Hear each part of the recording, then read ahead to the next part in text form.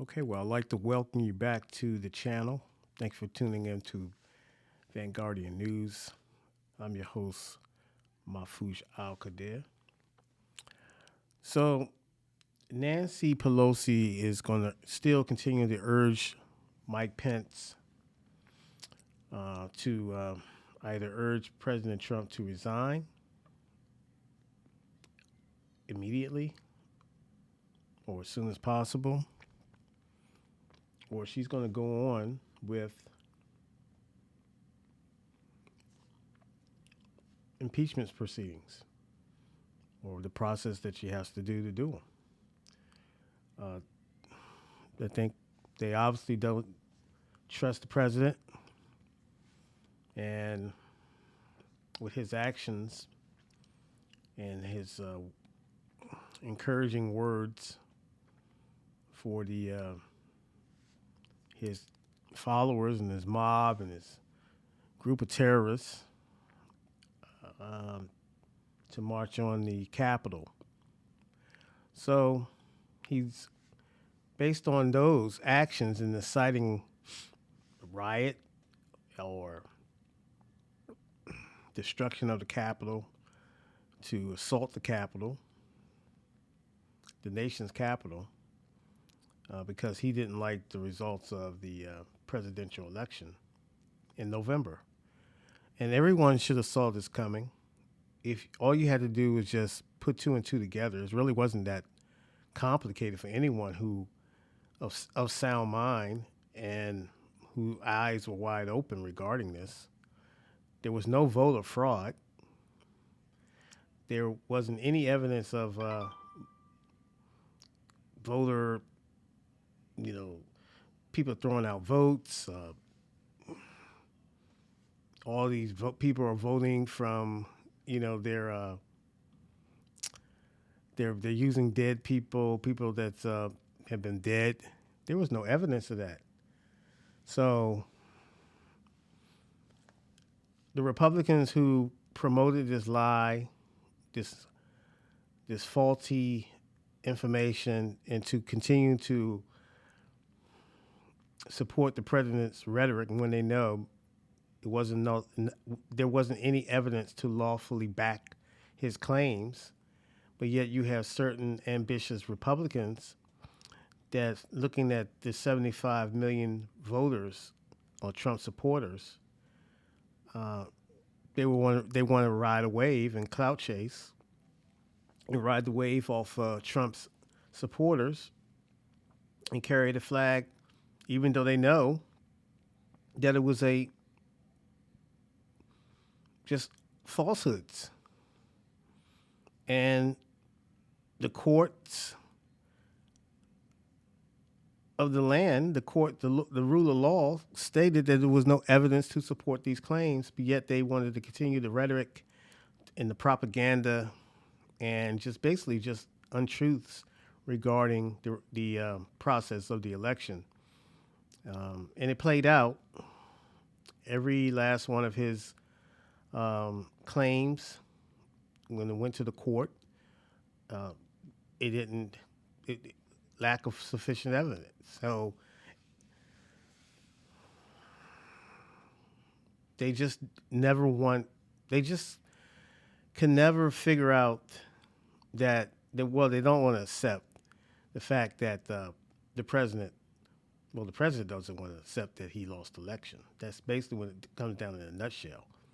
Um, he want to continue to promote his agenda, and he wants to be a king.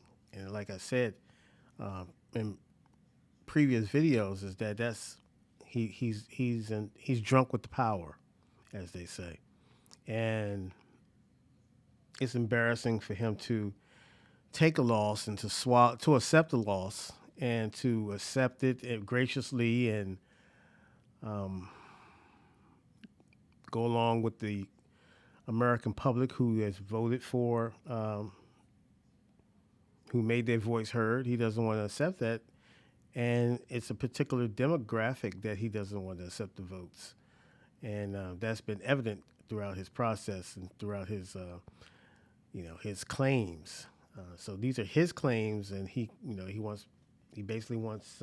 You saw him with the secretary, the head of the Georgia election official.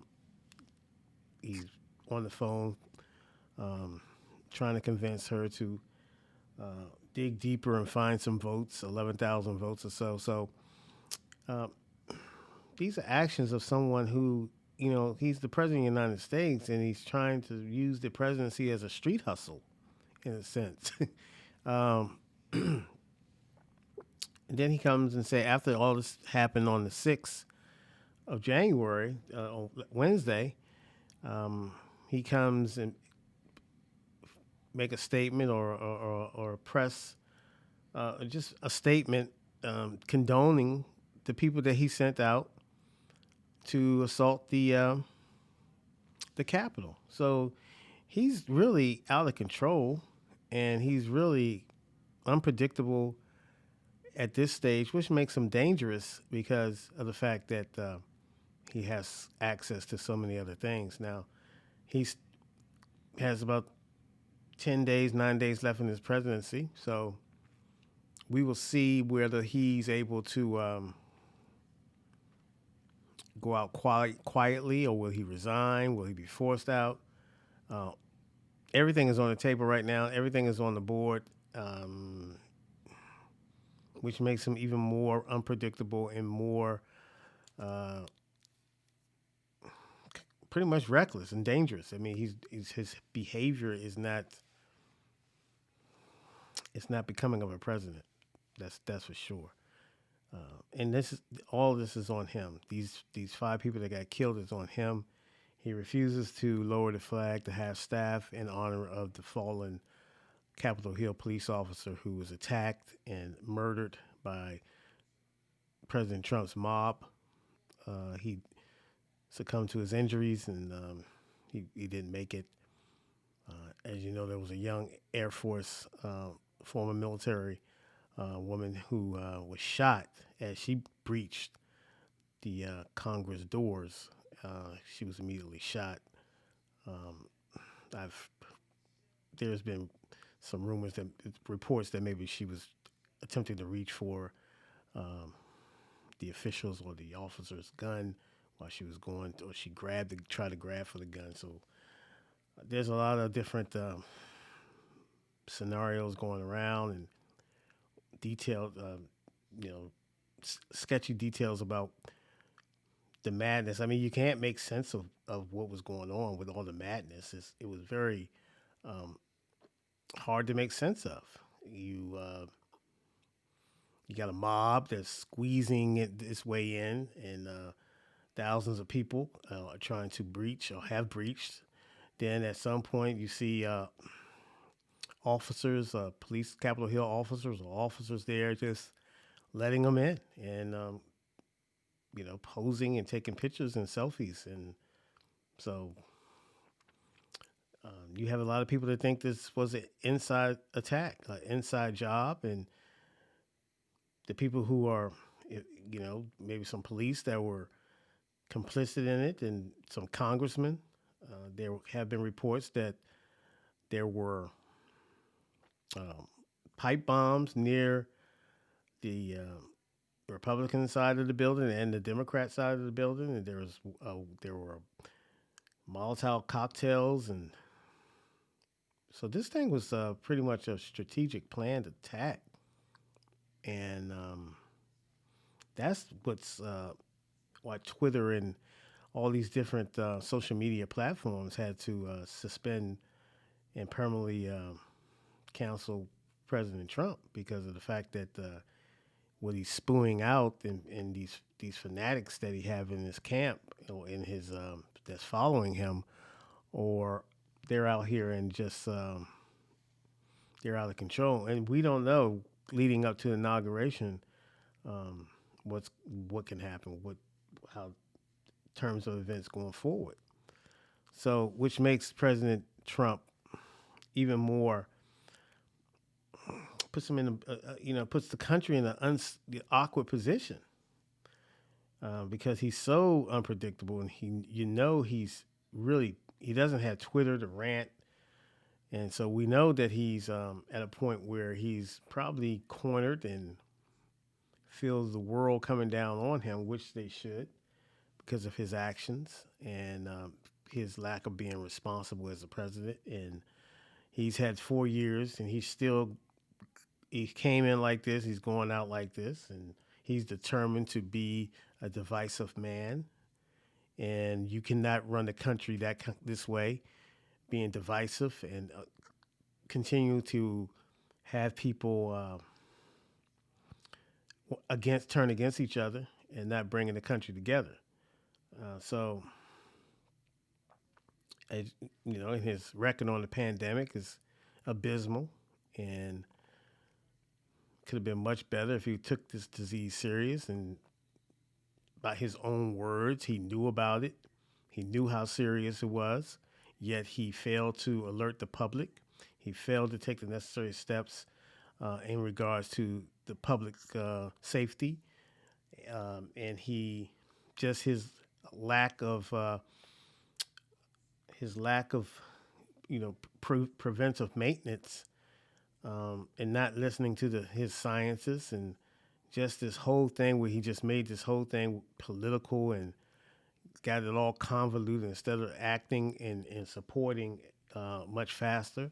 That's on him. He has to live with that as well. There's a lot of deaths that could have been prevented, and the president is he was stewarding the ship at this time, and he basically failed when the waters got really rough and choppy.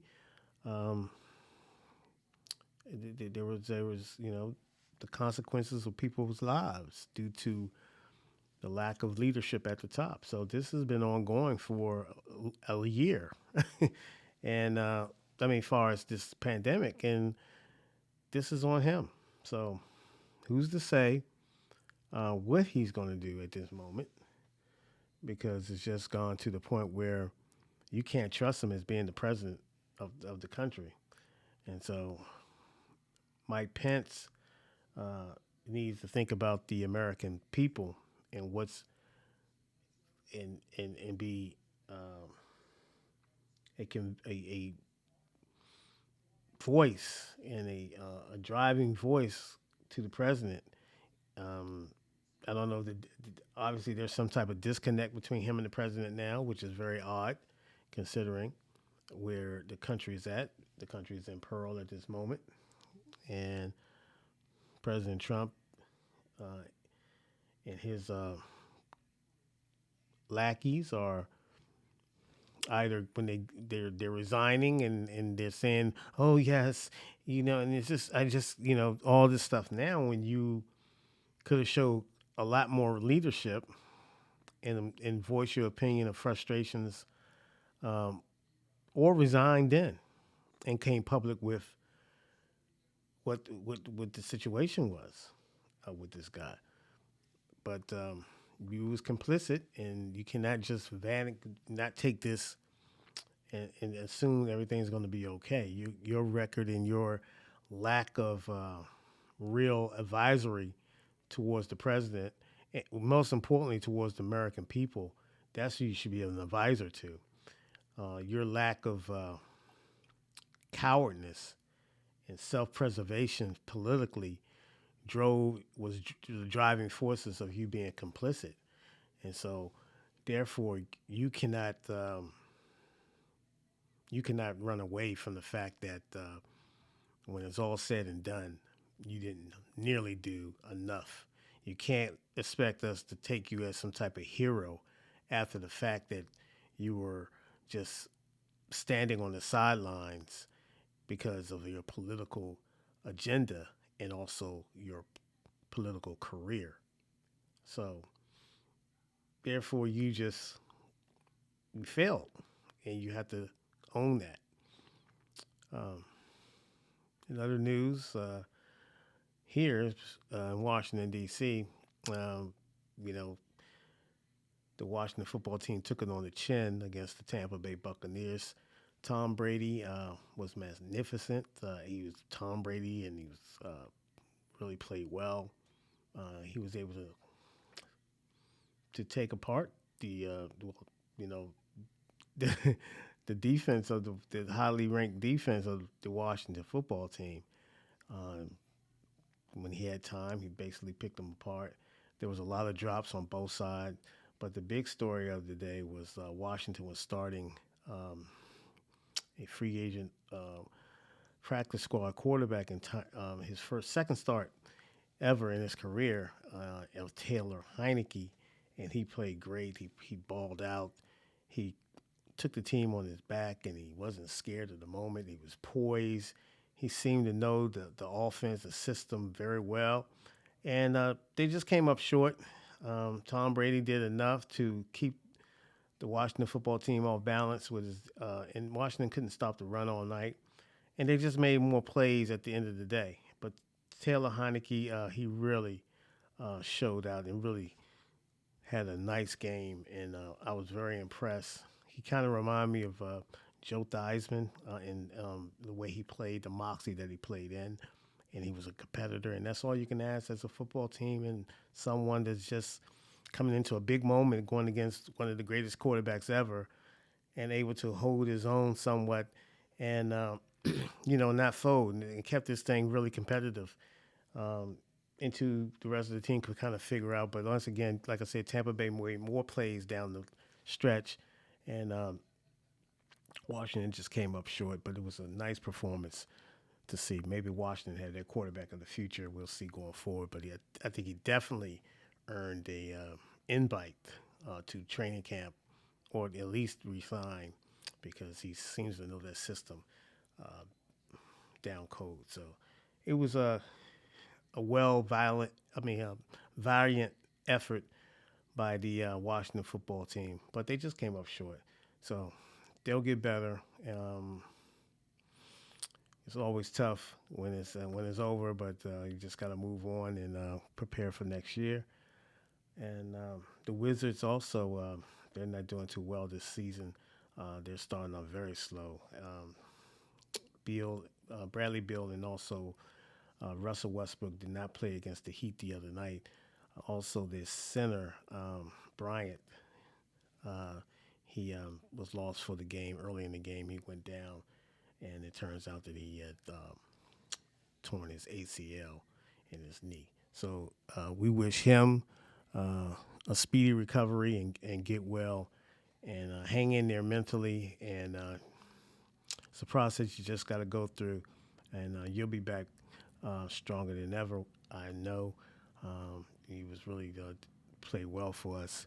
It just so happened, unfortunately, the injury um, derailed your season. So hang in there, young man, and keep working, and just let the process be the process. So what else? I'm trying to think. Was anything else that was pertinent?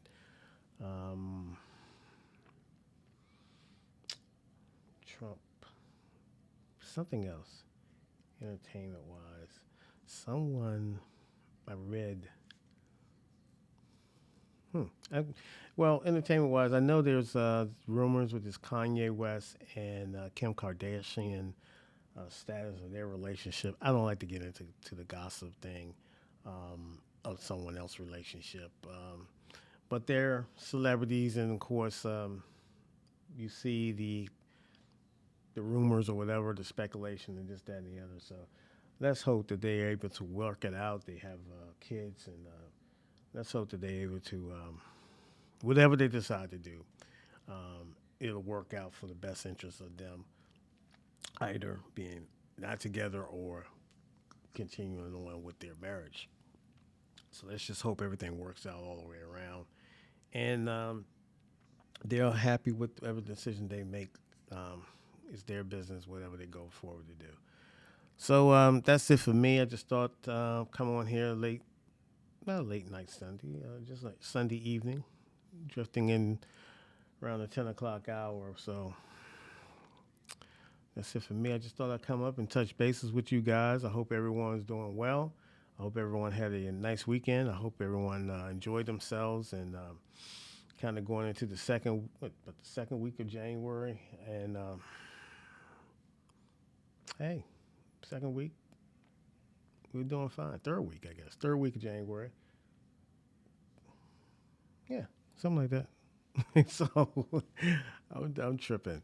All right, take care. Y'all have a good one and enjoy your week.